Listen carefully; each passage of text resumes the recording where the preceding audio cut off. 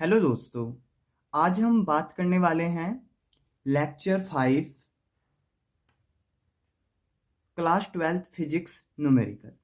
ठीक है, अब तक हमने इसमें 4 लेक्चर और प्रोवाइड कर दिए हैं आपको न्यूमेरिकल के। आज जो हमारा नेक्स्ट क्वेश्चन है, यंग के द्विसलिट प्रयोग पर हम कुछ क्वेश्चन करेंगे और आगे हम प्रकाश विद्युत प्रभाव यानी आइंस्टीन की प्रकाश विद्युत समीकरण से और डी ब्रोगली तरंगदैर्घ्य से संबंधित हम कुछ न्यूमेरिकल करेंगे, जो कि हमारे बोर्ड एग्जाम से रिलेटेड बहुत ज़्यादा मोस्ट इंपोर्टेंट क्वेश्चन है। तो आइए चलते हैं सबसे पहले क्वेश्चन पर। क्वेश्चन में बोला गया कि यंग के प्रयोग में, यंग का एक द्विसलिट का प्रयोग है यानी द्विझिर्री का प्रयोग है, उसमें लाल प्रकाश की तरंगदैर्घ्य 6600 एंगस्ट्रॉम प्रयुक्त करने पर दृष्टि क्षेत्र में 60 फ्रिंजे दिखाई पड़ती है यानी 60 फ्रिंजे दिखाई पड़ती है, और बैंगनी प्रकाश यदि प्रयुक्त करते हैं तब 4400 एंगस्ट्रॉम प्रयुक्त करने पर कितनी फ्रिंजे दिखाई पड़ेगी। तो इसके लिए आपको एक छोटा सा फॉर्मूला याद रखना है, जो कि स्क्रीन पर आपको दिखाई दे रहा है, ये वाला फॉर्मूला। जरा पढ़ते हैं इसको। यंग के प्रयोग में यदि लैम्डा तरंगदैर्घ्य का प्रकाश उपयोग करने पर दृश्य क्षेत्र में n1 फ्रिंजे दिखाई देती हैं, यानी यंग का प्रयोग का हमने द्विसलिट प्रयोग किया और उसमें हमने लैम्डा तरंगदैर्घ्य का प्रकाश डाला, तो दृश्य क्षेत्र में हमको n1 फ्रिंजे दिखाई दी। एवं जब हमने दूसरा तरंगदैर्घ्य वाला प्रकाश यूज किया यानी लैम्डा डैश तरंगदैर्घ्य वाला प्रकाश का उपयोग किया, तो उसी दृश्य क्षेत्र में n2 फ्रिंजे दिखाई दी, यानी फ्रिंजों की संख्या कितनी दिखाई दी, n2 दिखाई दी। तो इसके लिए आपको फॉर्मूला याद करना है कि पहले फ्रिंजों की संख्या से पहली तरंगदैर्घ्य के प्रकाश से मल्टीप्लाई करनी है और वो इक्वल होगी दूसरे तरंगदैर्घ्य के प्रकाश प्रयुक्त करने पर उसकी मल्टीप्लाई किससे करनी है, फ्रिंजों की संख्या n2 से। या तो इसको ऐसे लिख सकते हैं, इसको n1 लैम्डा की जगह लैम्डा 1 और लैम्डा डैश की जगह लैम्डा 2। तो ये क्वेश्चन आपको कंप्लीट करना है। तो कैसे करेंगे आइए देखते हैं। तो इसमें हमको दिया क्या क्या है वो देख लेते हैं। दिया है, क्या क्या दिया हुआ है, लाल प्रकाश कितना, लैम्डा कितना दिया हुआ है, ये दिया हुआ है 6600 एंगस्ट्रॉम, राइट। इसके बाद दृष्टि क्षेत्र में कितनी फ्रिंजें दिखाई दी, ये हमको n1 दिया है, कितना 60, और बैंगनी प्रकाश की तरंगदैर्घ्य लैम्डा डैश कितनी दे दी हमको, 4400 एंगस्ट्रॉम दे दी, और n2 हमको क्या करना है, फाइंड करना है। तो आइए देखते हैं। तो सूत्र से मैंने आपको बताया n1 lambda equal to n2 lambda dash से, यहाँ पर आप लैम्डा 1 और लैम्डा 2 भी ले सकते हो, बट यहाँ क्वेश्चन में दिया गया है ऐसे। तो n1 lambda equal to n2 lambda dash, तो यहाँ से n1 हमारे पास कितना है 60 क्रॉस लैम्डा कितना है हमारे पास 6600 एंगस्ट्रॉम इक्वल n2 हमको फाइंड करना है, सही है। और लैम्डा डैश हम n2 हमको गिवन है, n2 हमको फाइंड करना है, और लैम्डा डैश हमको गिवन है कितना 4400 एंगस्ट्रॉम। यहाँ से हम क्या करेंगे, हमको फाइंड करना है n2, तो इसको पकड़कर हम इसके नीचे लाएंगे, तो यहाँ से n2 इक्वल टू कितना आ जाएगा 60 ओवर 6600 ओवर 4400 एंगस्ट्रॉम। ठीक है, एंगस्ट्रॉम से एंगस्ट्रॉम कैंसिल हो जाएगा, 2 जीरो से 2 जीरो कैंसिल हो जाएगी। ठीक है, इसको हम कैंसिल कर देंगे किससे, इसको हम कैंसिल कर देंगे 11 से, 11 चौक 44, और इसको 11 छिक्की 66। ठीक है, 4 से जब इसको हम कैंसिल करेंगे तो 4 1 कैरी हासिल कितने हुए, 2 लगे, 4 पंजे 20, तो n2 कितना आ जाएगा हमारे पास, n2 हमारे पास आ जाएगा 15 छिक्की 90, तो 90 फ्रिंजे हमको दिखाई देंगी। तो ये हमारा इसका आंसर आ जाएगा, जो कि बोर्ड एग्जाम से रिलेटेड बहुत ज़्यादा इंपॉर्टेंट है। तो आप क्वेश्चन पर देख सकते हो। आगे हम ऐसे ही क्वेश्चन के बारे में बात कर लेते हैं। नेक्स्ट क्वेश्चन में बोला गया है, क्वेश्चन 5 में आंसर कि यंग के प्रयोग में प्रकाश की तरंगदैर्घ्य लैम्डा इक्वल टू 6000 एंगस्ट्रॉम है। यंग का कोई प्रयोग है, उसमें प्रकाश की तरंगदैर्घ्य हमको दे दी गई। सिल्टों के मध्य की दूरी 0.05 सेंटीमीटर है तथा सिल्टों से पर्दे की दूरी 1 मीटर है। तो प्रथम अदीप्त और प्रथम दीप्त फ्रिंज के मध्य दूरी ज्ञात करो। तो क्या क्या दिया हुआ है, सबसे पहले देख लेते हैं। प्रकाश की तरंगदैर्घ्य यानी लैम्डा हमको दे दिया 6000 एंगस्ट्रॉम, इसको मीटर में बदल लेते हैं तो 10 की पावर माइनस के 10 मीटर, 1 एंगस्ट्रॉम बराबर 10 की पावर माइनस के 10 मीटर। इसके बाद हमको दिया गया है सिल्टों के मध्य की दूरी। सिल्टों के मध्य की दूरी को डी से, यदि आपने पहले वाला लेक्चर नहीं देखा तो उसको देखिए, उसमें मैंने सब फॉर्मूलों को समझाया हुआ है। सिल्टों के मध्य की दूरी कितनी, 0.05 सेंटीमीटर। इसको भी मीटर में बदल लो क्योंकि मीटर SI है लंबाई की यूनिट। तो यहां से आ जाएगा 10 की पावर माइनस के 2 मीटर। आगे बोला गया सिल्टों से पर्दे की दूरी। सिल्टों से पर्दे की दूरी को हम डी से डिनोट करते हैं, वो कितनी है हमारे पास, 1 मीटर। अब बोला गया प्रथम अदीप्त और प्रथम दीप्त फ्रिंज के मध्य दूरी ज्ञात करो। तो सिल्टों के प्रयोग से मैंने आपको क्या समझाया था, यदि हमारे पास ये 2 सिल्ट हैं और यहाँ पर हमारे पास क्या है, ये स्रोत है S1 S2, और यहाँ से हम प्रकाश डालते हैं, यहाँ से हम प्रकाश डालते हैं कोई भी, ठीक है, कोई भी समतल तरंगार्घ हम डालते हैं तो होगा क्या, ये हमारे पास कोई पर्दा है, इस पर्दे पर कहीं पर हमको व्यतिकरण दिखाई देगा यानी फ्रिंजें दिखाई देंगी जो दीप्त होगी अदीप्त होगी, और इसका जो केंद्र होगा वो O होगा।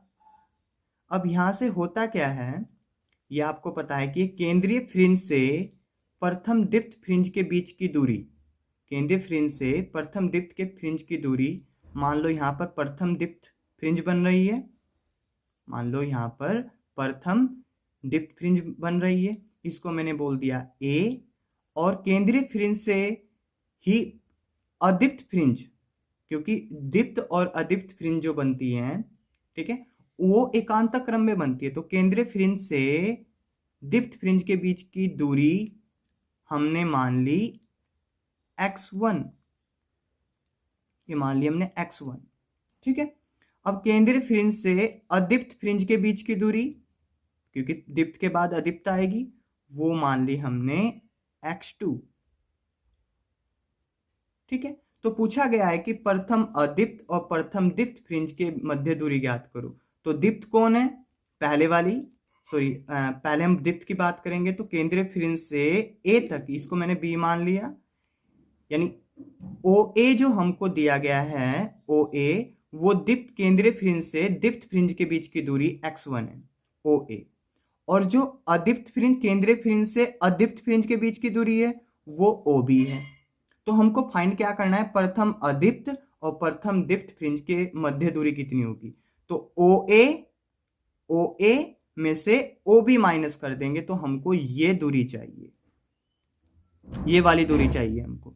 तो देख लेते हैं, तो यहां से क्या आएगा हमारे पास, प्रथम अदीप्त, प्रथम आपको लिखना है प्रथम अदीप्त तथा प्रथम दीप्त फ्रिंज के मध्य दूरी ज्ञात करो।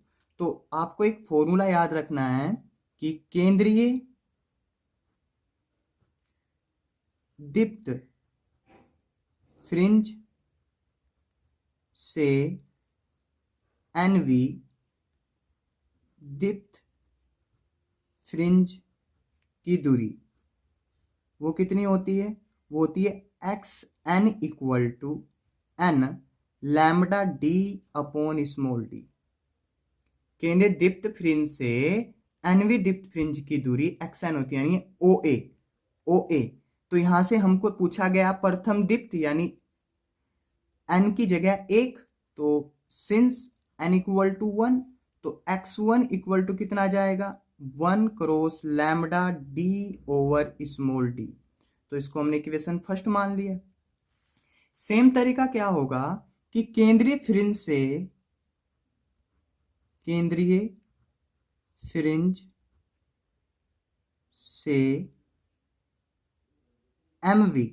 MV मान लेते हैं इसको, केंद्रीय फ्रिंज से MV अदीप्त फ्रिंज की दूरी वो कितनी होगी, वो होगी हमारे पास X M equal to M minus 1/2 lambda D upon small D. ठीक है, बट हमको यहाँ पर सिंस हमको बोला गया प्रथम अदीप्त, तो केंद्रीय फ्रिंज से यानी ओबी, ओबी पूछ रहा वो, ओबी, ओबी कितना है, ओबी होगा हमारे पास केंद्रीय फ्रिंज से पहली अदीप्त फ्रिंज की दूरी, तो एम की वैल्यू कितनी है 1, तो यहाँ से एक्स, इसको मैं डैश ले लेता हूं, तो डैश लिया मैंने, 1 equal to 1 minus 1/2 lambda D upon small D equal to 1, 2 में से -1 तो 1/2 lambda D upon small D. तो ये आ गया हमारे पास। ठीक है, अब इसके बाद क्या पूछा गया, इसके बाद क्वेश्चन में पूछा गया है कि प्रथम अदीप्त तथा प्रथम दीप्त फ्रिंज के मध्य दूरी ज्ञात करो। यानी इसने बोला है कि ये जो ओ से बी तक की जो दूरी है वो, और ओ से ए के बीच की दूरी है वो, ओ से बी और ओ से ए, यानी दीप्त, दीप्त कौन है, ओ से ए, और अदीप्त कौन है, ओ से बी, तो ओ ए ओ बी के बीच की जो मध्य दूरी है उसको ज्ञात करना है, यानी सीधा सा मेरे को ए बी फाइंड करना है। तो मैं क्या करूंगा, ओ ए में से यदि मैं ओ बी माइनस कर दूं तो मेरे को दूरी मिल जाएगी। तो यहां से क्या मिलेगा, यहां पर आपको लिखना है, आपको यहां से लिखना है प्रथम दीप्त और प्रथम अदीप्त फ्रिंज के मध्य दूरी। तो मैं यहां पर कर रहा हूं इसको, तो यहां पर लिख सकते हो आप प्रथम दीप्त और प्रथम अदीप्त फ्रिंज के मध्य दूरी, तो इक्वल टू कितना आएगा, बड़े वाले में से यानी ओ ए में से हम ओ बी माइनस, ओ ए में से यदि मैं ओ बी माइनस कर दूं तो मेरे को ए बी मिल जाएगा, दोनों के बीच की मध्य दूरी मिल जाएगी। तो वो क्या होगा हमारे पास x1 माइनस x1 डैश, तो यहां से कितना मिल जाएगा, x1 कितना है हमारे पास, x1 है lambda D upon D, lambda D upon D minus, अब इसके बाद x1 डैश कितना है 1/2 लैम्डा डी अपॉन डी, ये मिल गया हमारे पास। ठीक है ना, मैं दूसरा पेपर ले लेता हूं। यहां से आगे देखो आप, इसके बाद equal lambda D upon D, lambda D upon D common है तो उसको बाहर ले लेंगे, लैम्डा डी अपॉन डी, तो यहाँ बचा 1 माइनस 1/2, क्योंकि इसको कॉमन ले लेंगे तो 1 बचेगा, तो ये आ गया lambda D upon small D cross 2 1 तो 1/2। अब आपको सभी वैल्यू गिवन है, क्या क्या वैल्यू गिवन है आपको, देखो आपको सभी वैल्यू गिवन है, आपको पुट करना है, लैम्डा की जगह यहाँ पर इसको रखना है, और कैपिटल डी की जगह आपको 1 रखना है, और स्मॉल डी की जगह आपको 0.005 क्रॉस 10⁻² मीटर रखना है। और जब आप इसको सोल्व कर लोगे, जब आप इसको सोल्व करोगे, जो आंसर आएगा वही आपका कंप्लीट आंसर आएगा। आप मुझको कमेंट करके बताना कि सर ये आंसर आया। तो very very most important question है, ठीक है ना। मुझको इसका आपको बेस समझाना था, आप इसको सोल्व कर सकते हो, ठीक है। आगे हम चलते हैं नेक्स्ट क्वेश्चन पर। क्वेश्चन में बोला गया है, क्वेश्चन 6 में, यंग के व्यतिकरण प्रयोग में सोडियम के प्रकाश के लिए सिल्टो से 75 सेंटीमीटर दूरी पर फ्रिंज की चौड़ाई 0.42 मिलीमीटर है। अब सिल्टो से 1 मीटर की दूरी पर फ्रिंजों की चौड़ाई कितनी होगी। यंग के प्रयोग में फ्रिंज की चौड़ाई का जो फॉर्मूला होता है वो होता है बीटा बोलो या डब्ल्यू बोलो, beta equal to lambda D upon small D, ये होता है फॉर्मूला, ठीक है। तो यहां पर देखो जरा क्या बोला गया, ध्यान से समझना इस चीज को। यंग का एक व्यतिकरण प्रयोग है, उसमें सोडियम के प्रकाश के लिए सिल्टो से 75 सेंटीमीटर दूरी पर फ्रिंज की चौड़ाई इतनी मिलती है 0.42 मिलीमीटर। तो सिल्टो से कितनी दूरी पर फ्रिंजों की चौड़ाई मिल रही है वो हमको दे दी गई। तो हमको क्या क्या दे दिया गया, हमको यानी ये सिल्ट है हमारे पास, ये सिल्ट है और ये पर्दा है, यहां से यहां तक की दूरी क्या होती है, डी होती है, और इनके मध्य दूरी, सिल्टों के मध्य दूरी स्मॉल डी होती है, कैपिटल डी होती है पर्दे से, सिल्टों से पर्दे की दूरी। तो यहां पर पूछा गया है कि सिल्टों से ये सिल्ट है, सिल्टों से 75 सेंटीमीटर दूरी पर फ्रिंज की चौड़ाई कितनी मिल रही है, यानी पट्टियों की चौड़ाई कितनी मिल रही है। तो वो क्या क्या दे दिया हमको, यहाँ पर दे दिया हमको D1 क्योंकि आगे भी बोला गया सिल्टों से 1 मीटर की दूरी पर, तो ये दे दिया हमको D1 कितना 75 सेंटीमीटर। इसको मीटर में बदल लो तो 10⁻⁻2 मीटर। अब बोला गया है कि फ्रिंज की चौड़ाई इतनी है तो 0.42 मिलीमीटर, तो ये β1 दे दिया हमको 0.42 मिलीमीटर। इसको किस में बदल लो 0.42 क्रॉस 10⁻³ मीटर। ऐसे ही आगे बोला गया है कि सोडियम का प्रकाश ही हम यूज कर रहे हैं। अच्छा, सोडियम जब हमने इस सिल्टों के बीच की दूरी 75 सेंटीमीटर रखी, यानी सॉरी सिल्ट से पर्दे के बीच की दूरी हमने 75 सेंटीमीटर रखी, तब भी हमने सोडियम का प्रकाश यूज किया। अब हम इन सिल्टों से 1 मीटर की दूरी पर, अब इस सिल्ट को मैंने 1 मीटर, इस सिल्ट और पर्दे के बीच की दूरी कितनी कर दी 1 मीटर कर दी, तो करने पर उस फ्रिंज की चौड़ाई कितनी होगी, तो ये पूछा गया है क्वेश्चन में। तो β1 दे दिया हमको। अब सिल्टों से दोबारा 1 मीटर की दूरी पर, तो हमको सिल्टों से पर्दे की दूरी कितनी होती है 1 मीटर। अब मुझको एक बात बताओ, यहां पर क्या है, यहां पर हम प्रकाश दोनों केस में सोडियम का प्रकाश यूज कर रहे हैं, तो λ1 = λ2 लैम्डा, ये हमारा क्या रहेगा समान रहेगा, इक्वल रहेगा, ये चेंज नहीं होगा। प्लस सिल्ट के मध्य की दूरी भी क्या है सेम है, ये भी समान है, तो ये चीजें आपकी इस क्वेश्चन में समान रहेगी। तो हमको फॉर्मूले के बारे में पता है, फ्रिंज की चौड़ाई के यहां पर लिखोगे आप, फ्रिंज की चौड़ाई से बीटा = λd/d, ये लिखोगे आप इससे। तो यहां से फ्रिंज की चौड़ाई से, तो यहां से सबसे पहले मैं β1 लिख लेता हूं, β1 λ1 λ2 लैम्डा ही रहेगा, तो खाली लैम्डा d, हमारे पास d1 है, और स्मॉल d ही है, इसमें चेंज नहीं हुआ, तो इसको 1 मान लिया हमने। एंड सेकंड, फिर β2, जो β2 होगा हमारा वो क्या होगा,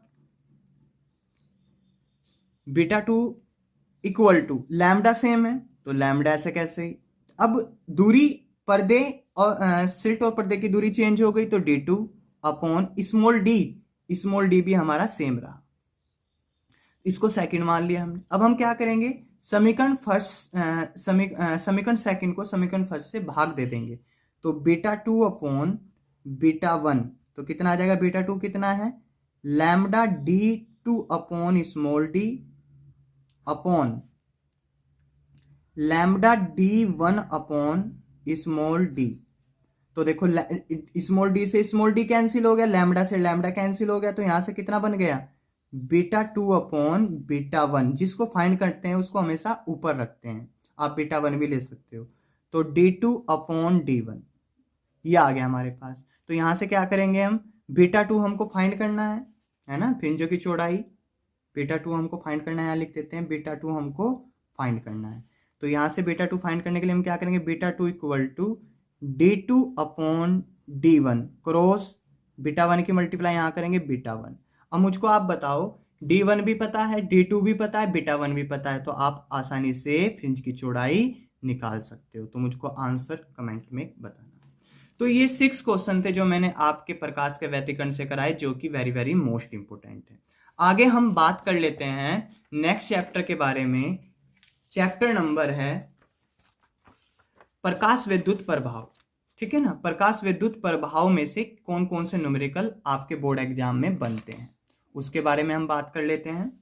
तो सबसे पहले हम देख लेते हैं कि प्रकाश विद्युत प्रभाव में किस किस तरह के न्यूमेरिकल बन सकते हैं। तो सबसे पहले आपको फॉर्मूला याद रखना है, धातु का कार्यफलन कितना होता है, W = h new note.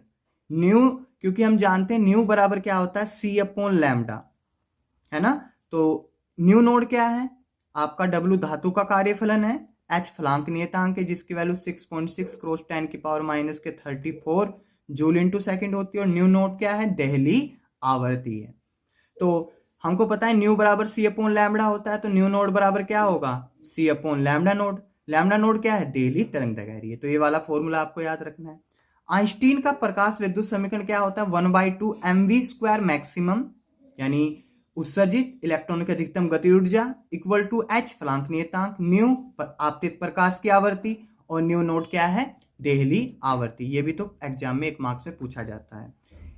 1/2 mv² maximum ई, इसको हम क्या लिख सकते हैं, ई के, यानी उत्सर्जित इलेक्ट्रॉन की अधिकतम गति ऊर्जा इक्वल टू एच न्यू क्या है, आपतित फोटोन की ऊर्जा, और एच न्यू नोट हो गया हमारे पास एच न्यू, और एच न्यू नोट मैंने ऊपर बताया अभी आपको कार्यफलन है, तो ये या तो आप ये लिखो या आप ये वाली इक्वेशन से क्वेश्चन पूछ सकता है एग्जाम में।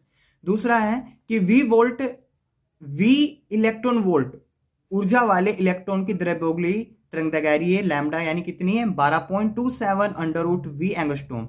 जब आपको खाली वी इलेक्ट्रॉन वोल्ट दिया गया हो, क्या दिया गया हो, वी इलेक्ट्रॉन वोल्ट दिया गया हो, तो आपको डायरेक्टली ये फॉर्मूला तरंगदैर्घ्य का लगाना है 12.27 अंडर रूट वी एंगस्ट्रॉम। दूसरा है कि लैम्डा जो देहली तरंगदैर्घ्य होती है वो पी, एच अपॉन पी होता है, ठीक है। और सेकंड क्या होता है, पी क्या है यहाँ पर, संवेग है, ठीक है ना। गतिज ऊर्जा के equal to P square upon 2m, ये भी फॉर्मूला आपको याद रखना है। और दूसरा lambda equal to H upon under root 2m के, जहां m इलेक्ट्रॉन का द्रव्यमान है, k क्या है, गतिज ऊर्जा है, और h हमारे पास फलांक नियतांक है। तो ये फॉर्मूले आपको अप्लाई करने हैं। और मैं आपको इंपोर्टेंट क्वेश्चन दे देता हूं, जो इंपोर्टेंट क्वेश्चन है, ये इंपोर्टेंट क्वेश्चन है, ठीक है। एक क्वेश्चन और है इंपोर्टेंट, वो मैं अगले नेक्स्ट क्वेश्चन उसमें बताऊंगा। तो यहां बोला गया एक विशिष्ट प्रयोग में प्रकाश विद्युत प्रभाव की अंतक वोल्टता क्या होती है, निरोधी विभव होती है। निरोधी विभव वो विभव होता है जहां पर एक ऐसा ऋणात्मक विभव जहां पर धारा का मान 0 हो जाता है, उसको अंतक वोल्टता निरोधी विभव बोलते हैं। तो यहाँ पर निरोधी विभव कितना दे दिया, यानी V0 1.5 वोल्ट दे दिया। उत्सर्जित प्रकाशिक इलेक्ट्रॉन की अधिकतम गति ऊर्जा कितनी है, तो उत्सर्जित प्रकाशिक इलेक्ट्रॉन की अधिकतम गति ऊर्जा यानी उच्चतम गति ऊर्जा का फॉर्मूला क्या आता है, ई के इक्वल टू ईवी नोड। तो ये आपको अप्लाई करना है। मैं आपको एक और बात यहां पर बता देता हूं कि 1 इलेक्ट्रॉन वोल्ट बराबर 1.6 क्रॉस 10 की पावर माइनस के 19 जूल होते हैं। तो ये आपको याद रखना है कि इलेक्ट्रॉन वोल्ट को जूल में और जूल को इलेक्ट्रॉन वोल्ट में कैसे बदला जा सकता है। जब जूल को इलेक्ट्रॉन वोल्ट में बदलेंगे तो 1 इलेक्ट्रॉन वोल्ट को किससे भाग कर देंगे, 1.6 क्रॉस 10 की पावर माइनस के 19 जूल से। तो आप इसका आंसर मुझको बताना। क्वेश्चन 8 है कि 75 इलेक्ट्रॉन वोल्ट ऊर्जा वाले फोटोन की आवर्ती तथा तरंगदैर्घ्य ज्ञात करो। तो फोटोन की आवर्ती आप आसानी से फाइंड कर सकते हो, क्योंकि हमको पता है कि हमारे पास जो फॉर्मूला होता है इक्वल टू एच न्यू, ये फॉर्मूला होता है। तो इससे हम फोटोन की आवर्ती आसानी से फाइंड कर सकते हैं, क्योंकि ई हमको पता है 75 इलेक्ट्रॉन वोल्ट ऊर्जा और एच न्यू, तो यहां से हम V आसानी से फोटोन की आवर्ती फाइंड कर सकते हैं। तरंगदैर्घ्य न्यू बराबर क्या होता है, C अपॉन लैम्डा, तो सब कुछ पता है, C भी पता है 3 क्रॉस 10 की पावर 8 मीटर पर सेकंड। तो आप इसका आंसर मुझको बताना कमेंट बॉक्स में। किसी धातु का कार्यफलन कितना है, 2.1 इलेक्ट्रॉन वोल्ट। एक कोई धातु है, उसका कार्यफलन यानी W हमको दे दिया गया। इसकी सतह पर 400 नैनोमीटर तरंगदैर्घ्य का प्रकाश यानी ये लैम्डा दे दिया।